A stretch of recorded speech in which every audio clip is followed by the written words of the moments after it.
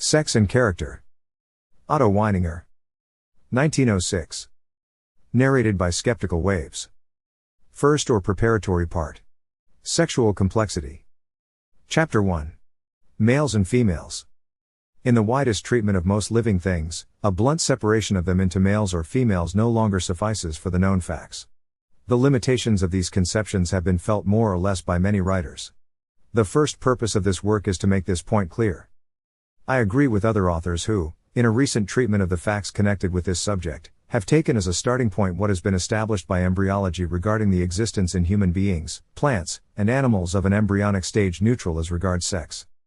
In the case of a human embryo of less than 5 weeks, for instance, the sex to which it would afterwards belong cannot be recognized. In the 5th week of fetal life processes begin which, by the end of the 5th month of pregnancy, have turned the genital rudiments, at first alike in the sexes, into one sex and have determined the sex of the whole organism. The details of these processes need not be described more fully here.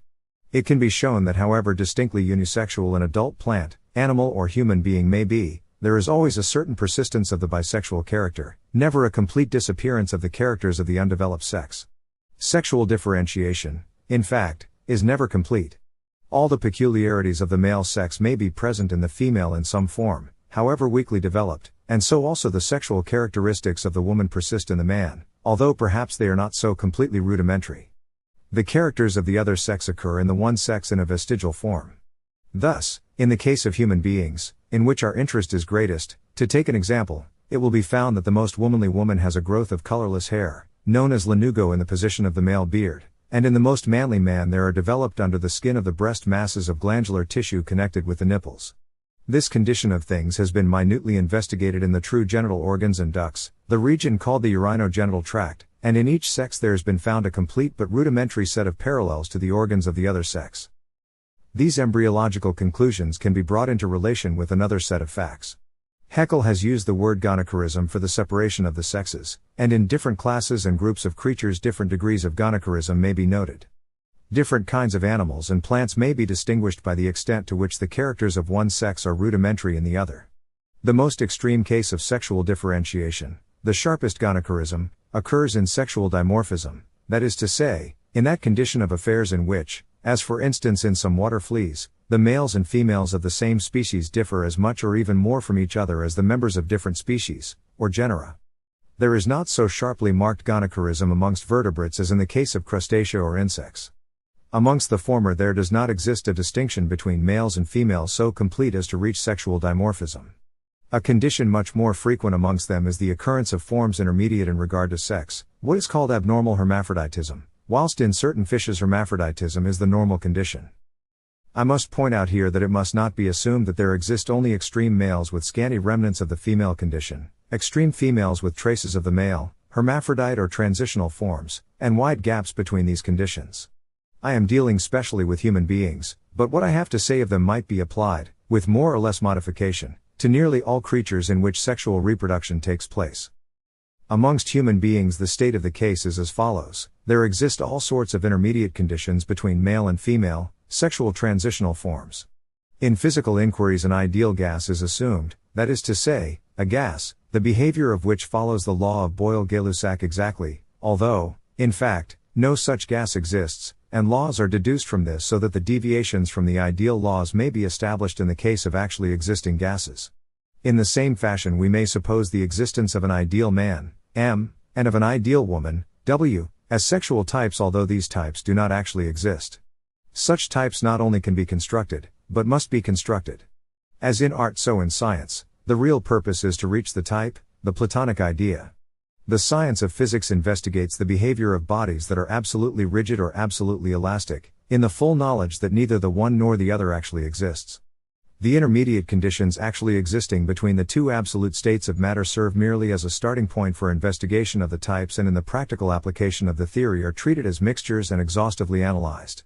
So also there exist only the intermediate stages between absolute males and females, the absolute conditions never presenting themselves. Let it be noted clearly that I am discussing the existence not merely of embryonic sexual neutrality, but of a permanent bisexual condition. Nor am I taking into consideration merely those intermediate sexual conditions, those bodily or psychical hermaphrodites upon which, up to the present, attention has been concentrated. In another respect, my conception is new.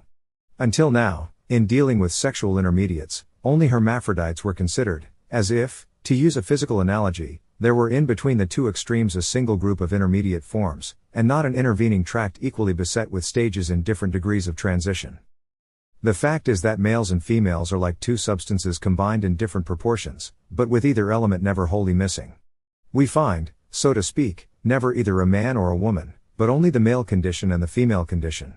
Any individual, A or B, is never to be designated merely as a man or a woman, but by a formula showing that it is a composite of male and female characters in different proportions, for instance, as follows. A composed of alpha M and alpha prime W. B composed of beta W and beta prime M. Always remembering that each of the factors alpha, alpha prime, beta, and beta prime must be greater than 0 and less than unity. Further proofs of the validity of this conception are numerous, and I have already given, in the preface, a few of the most general. We may recall the existence of men with female pelves and female breasts, with narrow waists, overgrowth of the hair of the head, or of women with small hips and flat breasts, with deep bass voices and beards. The presence of hair on the chin is more common than is supposed, as women naturally are at pains to remove it. I am not speaking of the special growth that often appears on the faces of women who have reached middle age. All such peculiarities, many of them coinciding in the same individuals, are well known to doctors and anatomists, although their general significance has not been understood.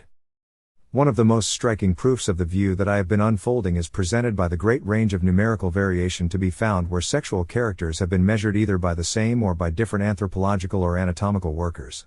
The figures obtained by measuring female characters do not begin where those got from males leave off, but the two sets overlap. The more obvious this uncertainty in the theory of sexual intermediate forms may be, the more is it to be deplored in the interests of true science. Anatomists and anthropologists of the ordinary type have by no means striven against the scientific representation of the sexual types, but as for the most part they regarded measurements as the best indications, they were overwhelmed with the number of exceptions, and thus, so far, measurement has brought only vague and indefinite results.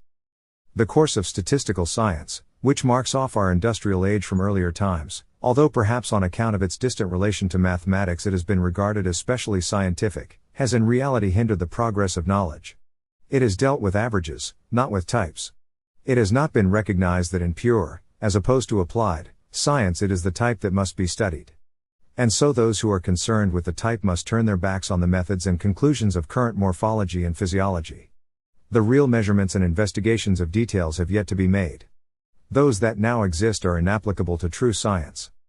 Knowledge must be obtained of male and female by means of a right construction of the ideal man and the ideal woman, using the word ideal in the sense of typical, excluding judgment as to value. When these types have been recognized and built up, we shall be in a position to consider individual cases, and their analysis as mixtures in different proportions will be neither difficult nor fruitless. I shall now give a summary of the contents of this chapter. Living beings cannot be described bluntly as of one sex or the other. The real world from the point of view of sex may be regarded as swaying between 2 points, no actual individual being at either point, but somewhere between the two. The task of science is to define the position of any individual between these 2 points. The absolute conditions at the two extremes are not metaphysical abstractions above or outside the world of experience, but their construction is necessary as a philosophical and practical mode of describing the actual world. A presentiment of this bisexuality of life, derived from the actual absence of complete sexual differentiation, is very old. Traces of it may be found in Chinese myths, but it became active in Greek thought. We may recall the mythical personification of bisexuality in the Hermaphroditos, the narrative of Aristophanes in the Platonic dialogue, or in later times the suggestion of a Gnostic sect, Theophytes, that primitive man was a man-woman.